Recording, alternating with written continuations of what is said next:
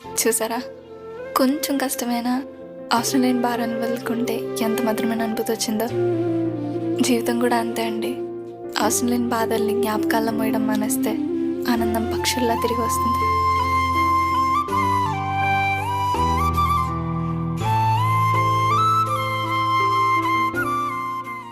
Truth or dare? Truth or dare?